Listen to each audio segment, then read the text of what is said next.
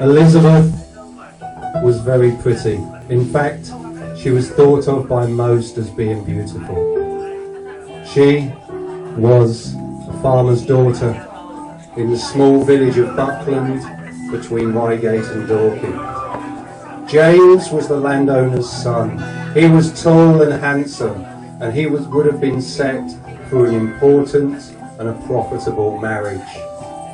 Apart from one thing, James and Elizabeth had a thing going. At least that was the rumour in the village. One night the pair left their homes for a clandestine meeting down by the water's edge of the stream that ran beside the track. It was a meeting the pair would never return from. The next morning, James's body was found propped up against a large stone by the side of the water, his own dagger plunged into his chest. Elizabeth lay on the floor beside him. There were no signs of injury. In fact, no reason was ever given for Elizabeth's demise.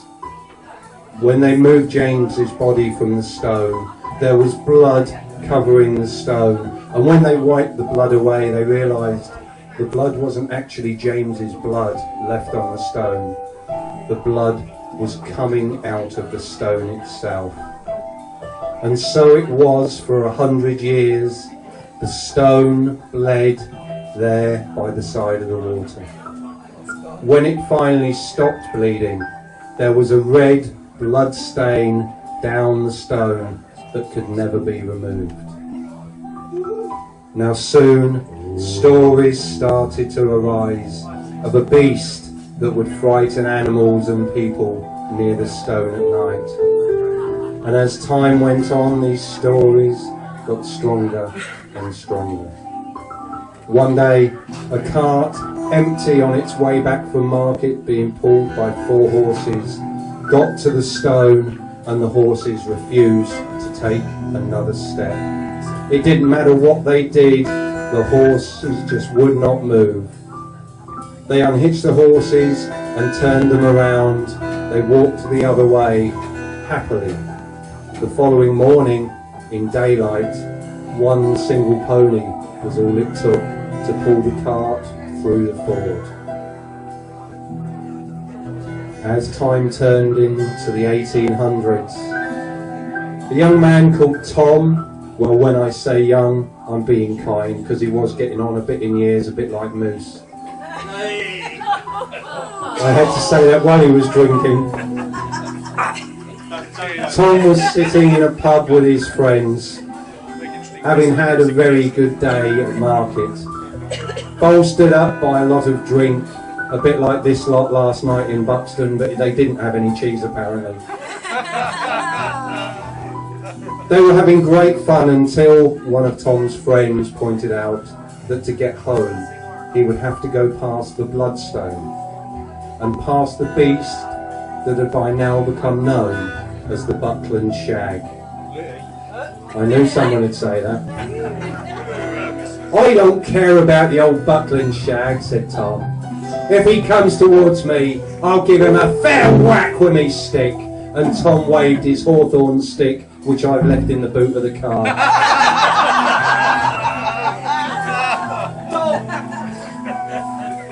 And so it was that Tom left the pub on his way home. So I know where I'm going with this, don't worry. Tom left his way home, and as he approached the stone, in the moonlight, the stone looked a good deal higher than it had been when he walked past it in the morning. And as Tom approached it from the top of the stone, the big, black, hairy shape jumped down in front of him. Tom just struck out with his stick.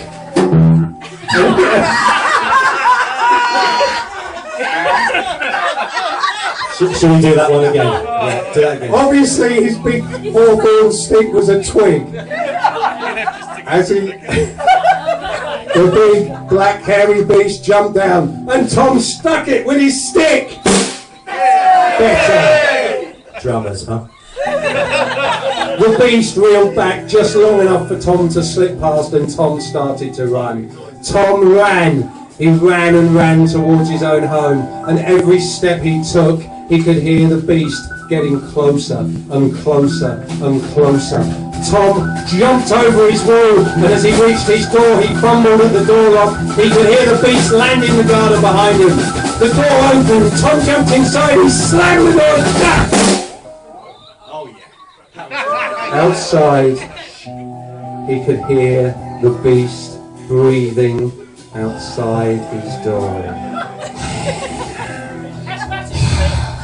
It was an asthmatic beast. Did I really come all the way from Devon for this? Then the beast moved away, and Tom realised he'd had a lucky escape. Around 5 or 6 years later, at the end of the Napoleonic Wars, a young cavalryman was billeted in an inn not far from the Stone. And in the inn one night, he had a bet with some of the locals. He bet a considerable amount of money that Baz would put his foot on the fog machine button for too long, and none of the bands would be seen again. When he'd won that bet, he then bet that he could ride his horse outside and past the Bloodstone and back without any problems. He mounted his horse close to midnight and set off under the moon. Under the full moon, the pathway was lit. The stone stood ahead and the horse trotted on. The horse passed the stone without a problem, quite happily. The cavalryman wheeled the horse around and started on his return journey. As they got to the stone, all of a sudden, both horse and rider felt something leap onto the back and make Mother Dearest jump. As soon as it landed on the horse's back, the horse bolted. The horse just ran. The rider was holding on for dear life. The horse got louder and louder by the sounds of it, because they got no control. Invisible hands were trying to rip the rider from the horse, and then, as it rounded a corner, the lights of the inn came into sight, and whatever it was slipped off the back of the horse using a whammy bar.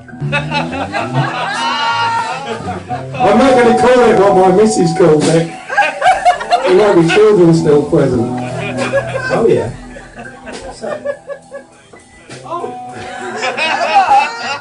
Is there a point to this? Yes, there is. By now, everyone in the area was so fearful of the Buckland Shag they refused to go out at night. And in the middle 1800s, the vicar started to get worried, and he decided to have the stone removed once and for all. He got it put on a cart and ordered that it be taken all the way to Cornwall and thrown off of the cliffs. He even sent someone with the cart to make sure it made the whole distance. As it reached Bodmin Moor on its journey, the vicar's friend decided it was going the whole way, so he stopped to eat with friends and left the people with the cart to take the stone. Now, we don't know whether the stone actually ended up in the sea or not, but what we do know is that the beast, the Buckland Shag, was never seen in Buckland again. However, around about 150 years later, a poem came to light. Out on the moors, when the full moon's high, the beast of Bodmin may soon catch your eye. 'Tis no cat or dog that causes the fright, but half man and half wolf prowling the night.